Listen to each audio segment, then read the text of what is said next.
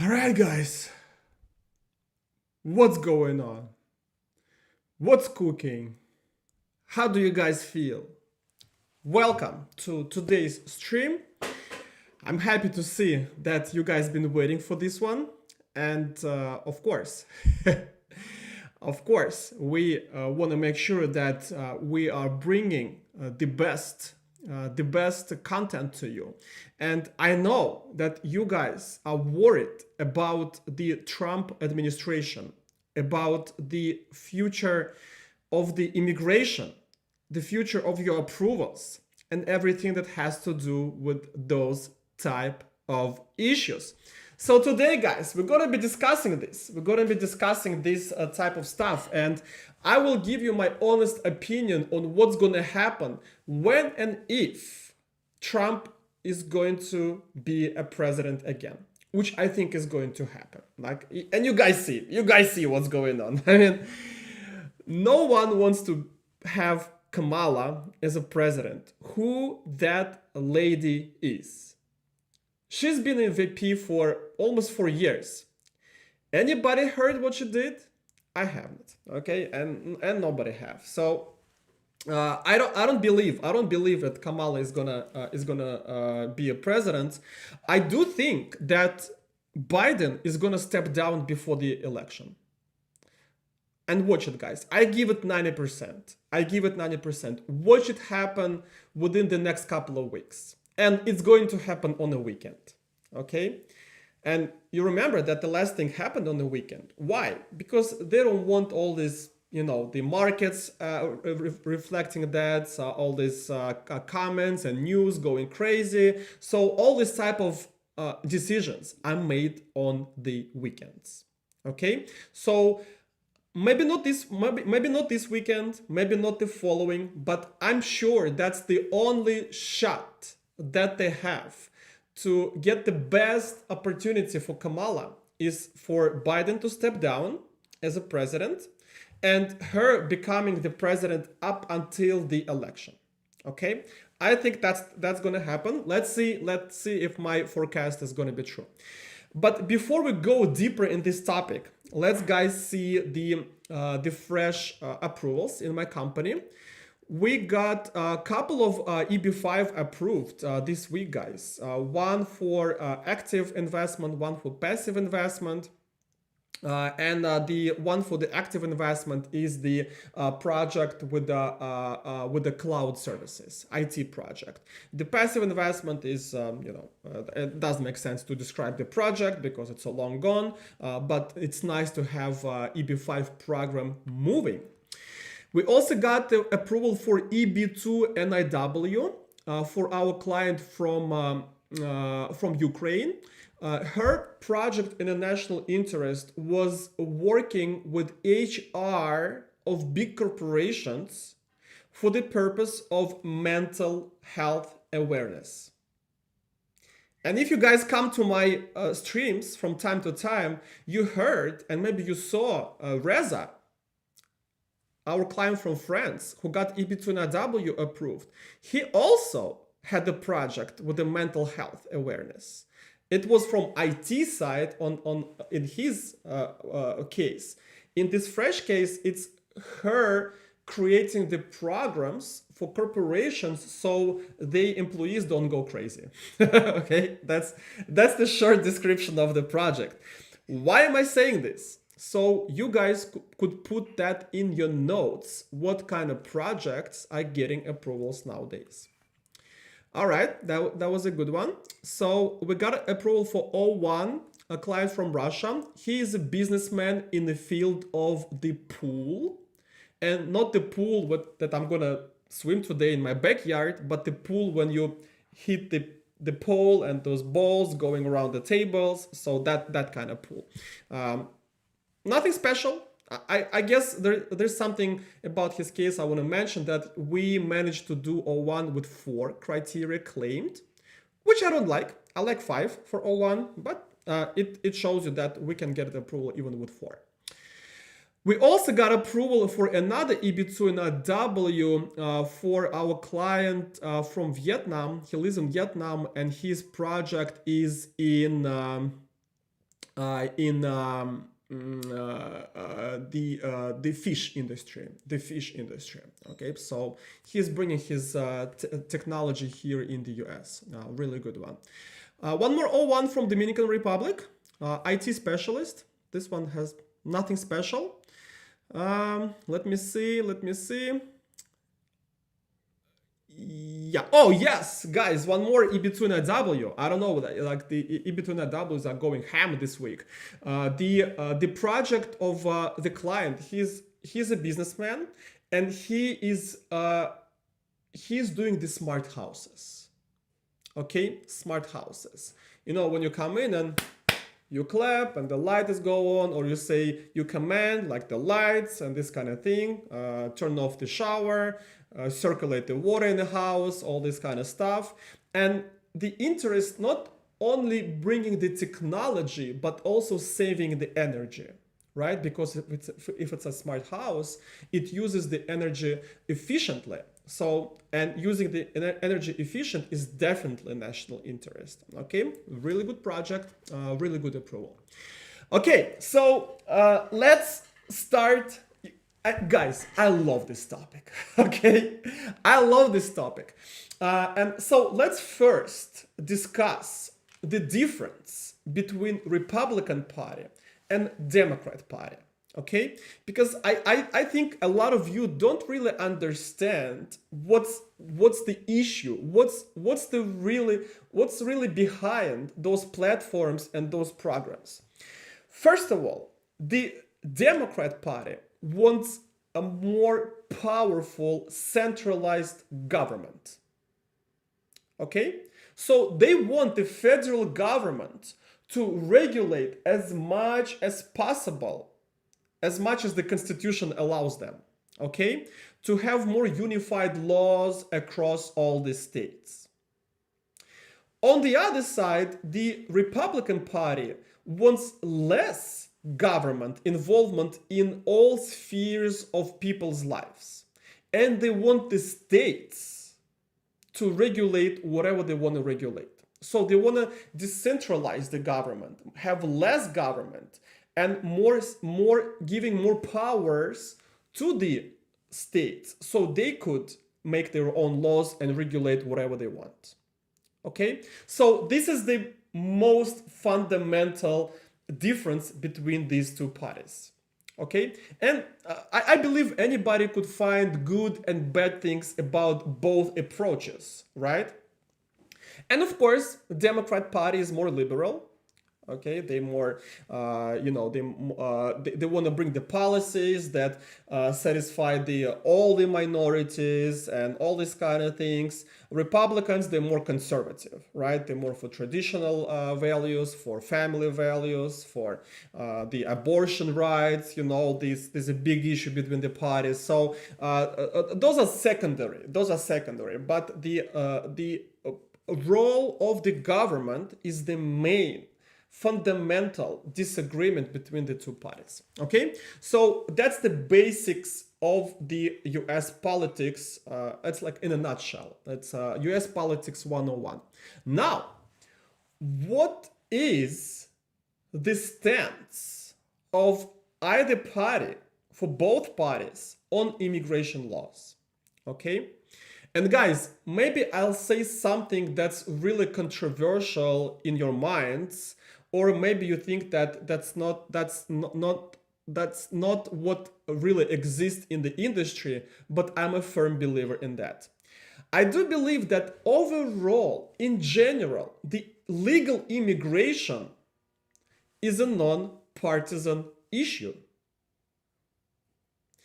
Legal immigration is a non-partisan issue, which means that kind of both parties agree on the legal immigration issues.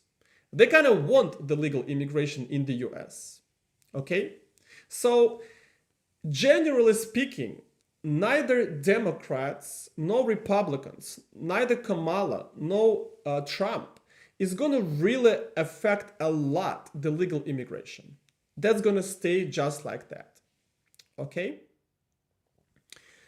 However, with this being said, we need to look at empirical data, at the facts. What's going on with legal immigration when Democrats are in power and when Republicans are in power? And there is statistics, right? You guys know. You can go online to US government websites and find all the statistics up to 2023 as to how many cases been filed, for which visa, and how many approvals and denials they had in the past.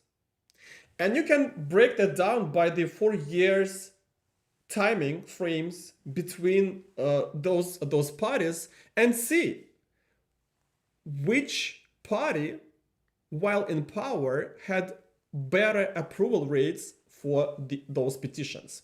And I do believe that's the only objective metric we may use to see which party is actually treating immigrants better, the legal immigrants, right? But before we go there, I want to comment on one very important issue where there is a bipartisan disagreement, okay, where Democrats and Republicans don't agree, and that's the border crisis, okay? Democrats kind of welcome the illegal immigrants to the US. And I believe they do this to bring the new voters in the future, who's going to vote Democrats first. Once they start making money, they're going to vote Republicans, but they don't care about that, because if there's a stream of new Democrat voters through the border, then, you know, that's what matters for them, because those are short-term projections. And because Democrats kind of allow that illegal immigration, this means that the US get enough people, enough immigrants, and that does affect the legal immigration. Okay, what's the legal immigration? EB1, EB2, EB3, EB4, EB5. Okay, the work visas. And of course, we may argue that the illegal immigrants don't bring the qualified people to the US. They bring the workforce, you know, for the service industry, but they don't bring like engineers, doctors, architects, attorneys, IT specialists, cybersecurity specialists. So yeah, there's a counter argument to that. But because it's so massive, the flow of new people is so massive that it does affect the approvals for the illegal immigrants. And that's what the empirical data shows. If you guys go back 2016 to 2020, the period when Trump was in power, and then you take the following years, 2020, 2021, 2022, 2023, and compare proportionally how many cases, what was the percent of the filed cases during the Trump being approved, and the percent of the cases while the Biden was a president being approved for those categories. And you guys will be surprised. Because when Trump was in power, the approval rate, and let's talk about EB1A category, okay? But all categories reflect that. EB2 and AW, EB3, all of them. So if you take EB1A, you will see that when Trump was in power, about 65% of the filed cases have been approved. If you look at EB1 while Biden was the president, you will see that about 50 to 55 cases are approved, which is a huge decrease in approvals. Okay? I understand maybe 2-3%, 5% deviation from 65% when the party changed. I can make an argument myself. Well, this is a standard deviation, you know, statistical error. That's not a factor to analyze. But when we have 15% difference, That's not statistical error, guys. Okay? You cannot convince me it was a statistical error. It's impossible. Okay? It's too much. All right? So, see what they do, not what they say. All right? You guys hear me saying that all the time. All the time I'm saying this phrase. See what they do, not what they say. So what Democrats say, we are so pro-immigrant, we support the immigration, we support all the new people coming to the States, our country was built on immigrants, we are full force pro-immigration, and the Republicans are the ones who are trying to stop immigration to the US. That's what Democrats say. But see what they do. They open the floodgates to the illegal immigration, and they affect the approvals for the legal immigration, which decreases those. So guys, ask yourself, who is better for you? The professionals, the talent people, the business people, the investors. Who is better for your petitions? Is it Democrats or it's Republicans? Based on the objective data, objective analysis. Okay? And I submit to you guys that Trump is going to be so much better for the future immigration, for the business, for investments, for the markets, and for your approvals, regardless what Democrats say is going to happen. Okay? And I will be voting Trump this year. I did not vote Trump last time. Okay? I did not. I'm going to do it now. And I do not consider myself Republican. I consider myself independent. Yes, I'm leaning Republicans, but it doesn't mean that I automatically vote for the person who runs from the Republicans. No. Back in the day, I voted for Obama, which I think was a bad decision. It looked as a great decision back then. I think it was a bad decision now. All right, looking after what happened. Okay, I did not vote neither Hillary nor Trump back in 2016. I voted for Johnson. Okay, just because I didn't want to vote for none of those candidates, and I did not vote Trump in the last election, but I'm gonna be doing it now. Okay, that's what independent voters do. They look at what's available and they vote for who they think is going to be better. And that's what I see right now. Okay?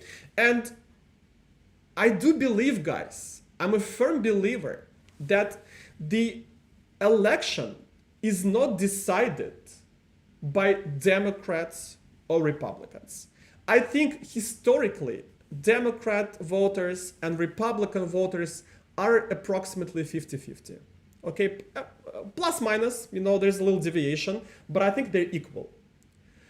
Who is really deciding the outcome of the election are the independent voters like me. Okay, those are 5%. 5% across the US of active voters who do not consider themselves either Democrats or Republicans. And those 5% are going to decide this election outcome as well. And because I consider myself an independent voter and I see what's going on between these two candidates, I'm a firm believer that Trump is going to be a president if they don't kill him. Okay? Because you guys know what's happening. All right? So that's my forecast. My first forecast is that Biden is going to step down before his term. My second forecast that Kamala is going to become the president for the short period of time. And why? Not because Biden cannot drag. He can't drag it. All right? He's going to get worse, but he will be able to drag it up to November, up to the election. But because he's going to get so worse, And because they have to start the campaign for Kamala fresh, right? That's a new campaign. They've been campaigning for Biden for a year almost. Now it's all gone. Now Kamala's campaign is going to come in. And the best thing for them, and again, I look at it neutrally. I don't care. Okay, I don't care. But neutrally speaking, objectively speaking, they have to make her president to have the best shot. I don't think it's going to help. I don't think it's going to help because she's not qualified to be a president. And I see sometimes on X, on LinkedIn and things like that, oh, you know, those who say Kamala cannot be president, you're racist, you're sexist, and okay, guys, let's look at this objectively. Let's look by example of the Secret Service director. What's her last name? Dory. I don't remember her name. She just resigned, right? And remember, guys, we spoke about this last Thursday, and I said she would resign, right? So I said she's gonna resign, 100%. There is no way she stays in power, okay? And she did resign, of course. So she implemented the policy, DEI policy, those diversification and inclusion, right, for the Secret Service. She put the policy to hire 30% Secret Service agents to be women. And guys, I'm not against women being a Secret Service agent. But because they have only one job, to protect the current president or the past president, right? That's all they have to do. There's nothing else. You have to hire people. Okay, let's not address the gender, but you have to hire the people of the size of the president. If Trump is 6'3", if his height 6'3", you cannot hire a woman just because she is a woman who is not 6'3" height. You guys agree? You know why? Because if you have to protect the president and they have to jump on a, you guys saw when they shoot the rifle, when the crooks shoot the rifle, they jumped on the president, they covered him. If you're 6'3" and the secret service agent is 5'6", you just can't physically do the job. You guys agree? You can't cover the president.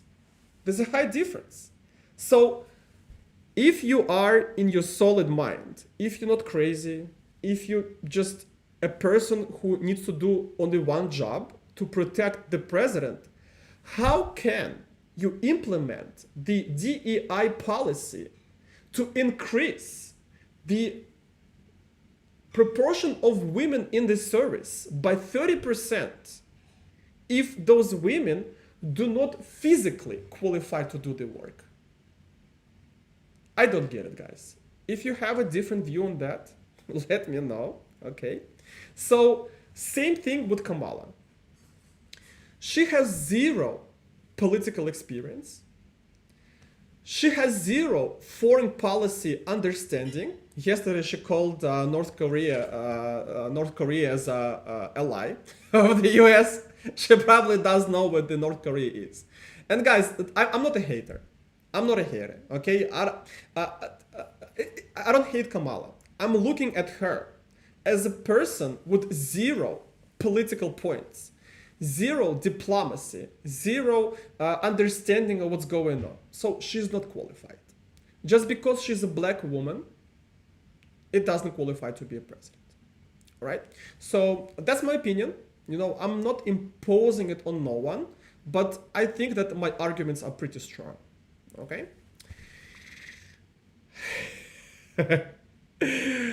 Let's look at your questions, guys. Nirmal, It's like, I don't care, Stanislav, what you're talking about.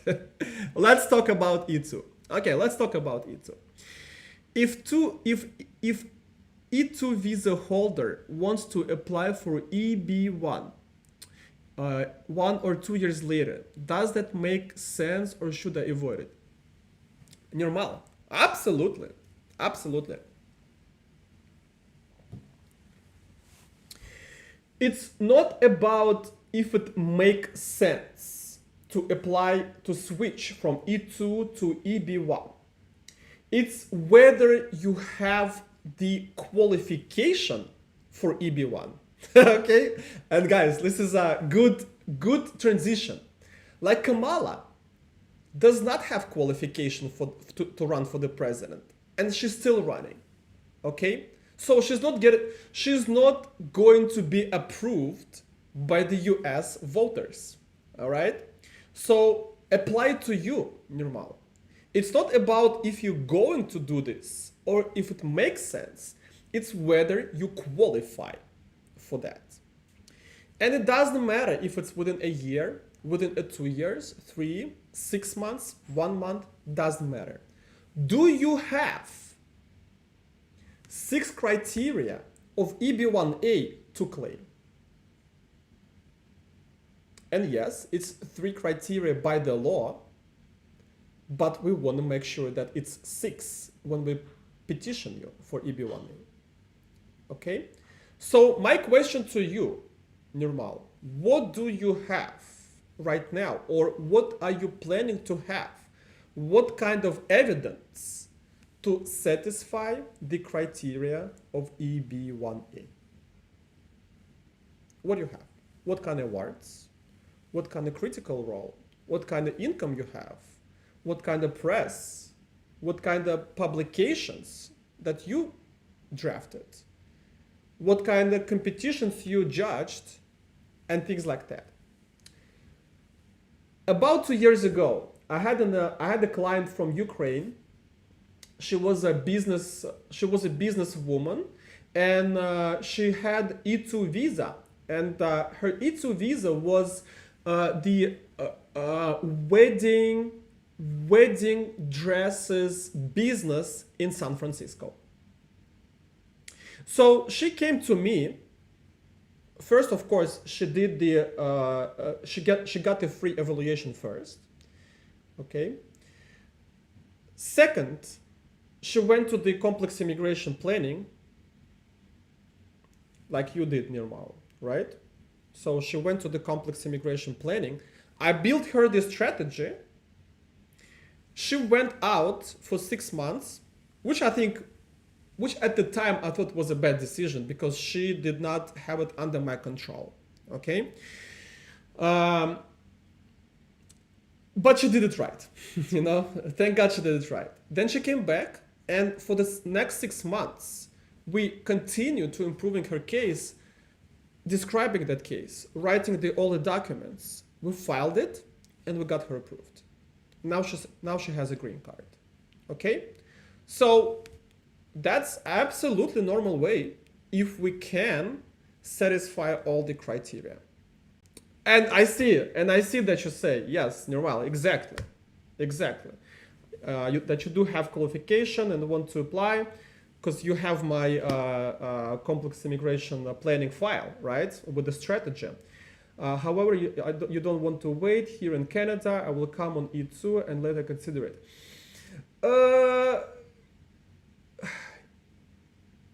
It's possible. It's possible to do, yes. And you say you has a AB rating. Definitely. If you guys like Nirmal went through the free evaluation process, then went to the complex immigration planning, and I built you the strategy and I gave you the grade A to B, B, sometimes even B to C. Okay? C, no, C is too low.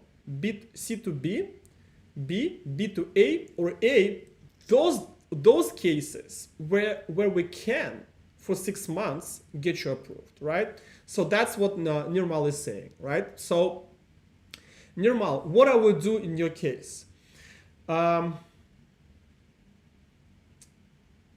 and you have a bunch of options, right? So, and I can't remember all. Of course, I have a lot of clients. So let me assume you already have E2 visa, right? So nothing stops you working on your EB1A case, and as soon as we get it ready, file it. And once we get approval, then file the adjustment of status. Okay? But definitely, you don't have to wait. You don't have to wait. Let's say you don't have E2 visa and you have only a tourist visa, right? Same thing. You can come to the US on a tourist visa while working on your EB1 case. File, get it approved, file for adjustment of status. Okay? And I can't remember, Nirmal, if you're India born, right? Because if you're India born, there's a little bit of wait. There's a little bit of wait. So we can get you approved, but you have to be on E2 visa while working on your business and wait in the US, basically having an ability to work to get your priority date, right? If you're not Indian born, then all the doors are open for you. Okay, we can file and switch. Yes, exactly. You say yes. Nirmal saying he's India born. So and by the way, guys, and I think Nirmal, I already told you that, but there's a good move with a visa bulletin for Indians. We moved almost a year in the EB1A category, and a bunch of clients that we got already approved from India back in the day, they like automatically started the process, either adjustment or going through the embassy, because it doesn't happen too often when there's like a big leap in a visa bulletin, and it was a big leap for a year. So let me double check. I think it's February 2022 as of right now, which is really good, really good. So let me check.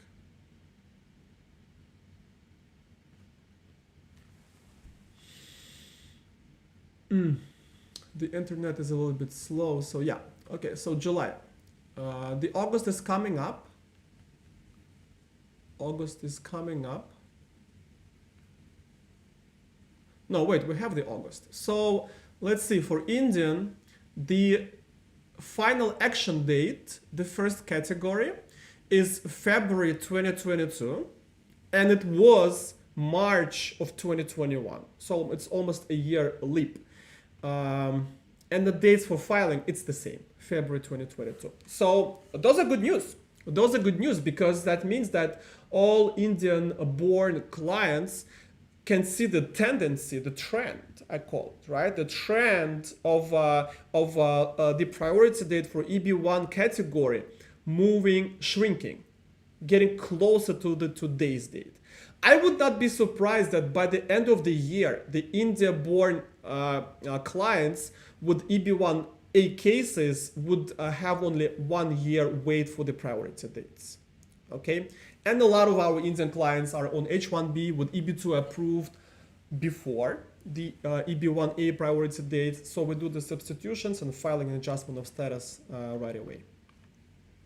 Good questions, Nirmal. Good questions. But yeah, my best recommendation to you: do not wait with your EB1A case, because regardless if you're on E2, on a tourist visa, whatever, the student visa or H1B visa, the faster we file and get you approved, okay, the faster you'll get your green card. So there is no way to expedite it without filing and getting the priority date set in stone. Okay, this is really important. Okay, guys, give me a little bit more. Let me guys give you the links for the free evaluation, like Nirmal did, right? Nirmal filled out the free evaluation form. I came back to him. I gave him a good qualification. I said that there is a potential in the case. Then he came to the complex immigration planning, and now he has the strategy in his case. He knows exactly what's going on with his case. So maybe normal, maybe you give your genuine feedback on the complex immigration planning and the strategy that you received. Were you satisfied? Did you think it was worth spending the money? How you assess the quality of my work? I'm happy. I'm happy to see, and I'm happy to see the honest feedback, even if there's a criticism, right? There's critics. I'm always happy to improve my processes. So guys, let me give you the free evaluation form for talent visa for EB1 and O1. That's going to be the first one. So O1 EB1A free evaluation. So you click on the link, right? And you fill out the form, and then I will get back to you with the free analysis. I will also give you the link for EB2 NIW, okay, national interest waiver link. So you can fill out both or only one of them. It doesn't really matter to me. I'll be able to analyze both links. So please do that. Let's see, Normal saying, in Trump era it was current. yes, Normal, it was current. I see the counter argument for a reason why it was current, because it was a COVID time. So basically a lot of people just stopped filing and things like that. But the counter argument to this counter argument is that during the COVID, maybe the later stages, the filings were even through the roof, okay? Like higher than before. So yeah, I don't know if it's efficient or not. By the way, the other day USCIS mentioned that they have 70,000 green cards to give for adjustment of status until the end of the fiscal year. So when is the end of fiscal year? The October 1st is the cutting off date. Okay, so for August and September, they need to basically give away 70,000 green cards, which means 35,000 a month, whereas the average green cards issuance for a month is about 15,000. So they need to give 2.5 times more than what they would usually do. Okay, so if you guys have friends who's been waiting for adjustment of status for whatever reason, they're probably gonna get it August and September. Okay, which is a good news. I think there's a good news. Yes, Nirmal is saying, yes, it was an amazing experience. I'm glad I came across you, your YouTube channel, and approach you from free link. Yes, Nirmal, thank you very much. So you guys see the feedback from people who already went through the part of the process, right? So the next step is starting working on the case. Ugo, can a person who has applied for EB2NIW in process still get approved for F1 visa while waiting for EB2 approval? Absolutely, Ugo, absolutely. Yeah, actually, this year, the USCIS has changed the inner policy where they said that when a person is applying for F1 status or F1 visa, which two different processes, right? Visa is an embassy, status when you change your status in the US. If you have pending or approved immigration petitions, or if you had filed immigration petitions that were denied in the past, those are not considered for the purpose of immigrant intent. Ugo, you got it? So in simple words, if you guys have in mind EB1A, EB2, EB3, whatever immigrant petition, or you already filed and you wait, or you have it approved, If you file for the change of status of to F1 or you go into the embassy, those are not supposed to make any difference in your case. Okay? So Hugo, you should be safe doing that. Okay? You should be safe. Not to say that things may happen, right? I'm not the one to make the decision. I'm the one to send the message. Okay? And, you know, historically, guys, F1 status, you know, we always, I don't specialize in that, but when our client is already working with us on one of those visas I specialize in, like EB1A, O1, EB2 in IW, EB5, and so on, I never had a problem with a single petition for F1 status.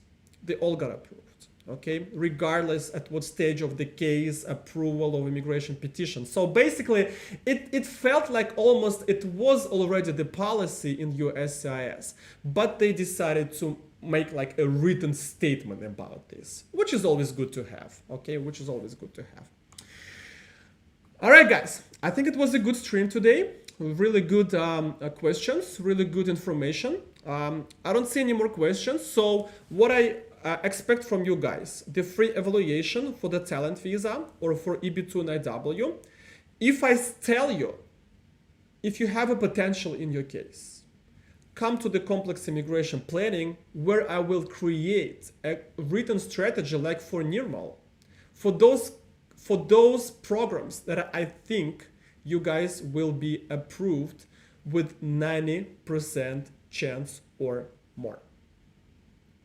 Okay? Everybody, guys, enjoy the end of the weekend, the end of the week. Enjoy the weekend. I see you next Thursday. My name is Stanislav Shamaev. I'm a lawyer of the future. Your future begins here. Good luck.